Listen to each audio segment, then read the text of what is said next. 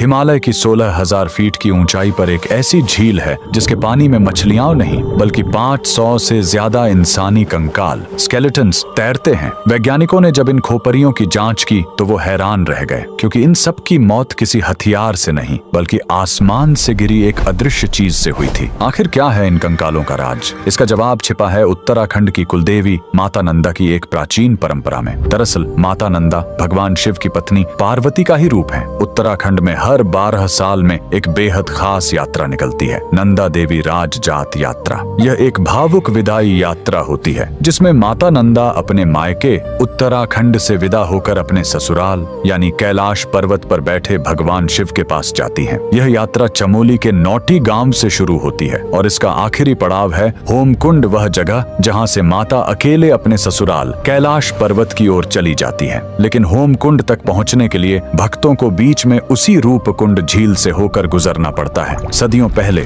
कन्नौज के राजा जसधवल ने इसी पवित्र यात्रा में शामिल होने की ठानी, लेकिन राजा को अपनी सत्ता का अहंकार था। वे भक्ति भाव से नहीं बल्कि पिकनिक मनाने के अंदाज में गए। नियम तोड़ते हुए वे अपने साथ गर्भवती रानी, नाचने गाने वाली नर्तकियां और जोर जोर से बजते ढोल नगारे लेकर पहाड़ पर चढ़ने लगे। माता नंदा अपनी विदाई के वक्त यह अपमान और शोर शराबा सह नहीं पाई। जैसे ही राजा का काफिला रूपकुंड झील के पास पहुंचा, देवी का प्रकोप टूट पड़ा। अचानक आसमान काला हो गया। बारिश नहीं बल्कि लोहे जैसे सख्त और भारी ओले गिरने लगे। वो ओले क्रिकेट की गेंद जितने भारी थे। वहां छिपने की कोई जगह नहीं थी। वो ओले सीधे राजा और उसकी सेना के सिर पर गिर रहे थे। देखते ही देखते राजा, रानी और उनके 500 साथी वहीं बर्फ में दफन हो गए। सैकड़ों साल बाद जब 1942 में वहां बर्फ पिघली तो दुनिया ने देखा कि झील कंकालों से भरी पड़ी है। और जब फॉरेंसिक जांच हुई तो वैज्ञानिकों ने पुष्टि की कि इन सभी खोपरियों में दरारें थीं जो ऊपर से किसी भारी गोल चीज ओले के गिरने से ही आई थीं।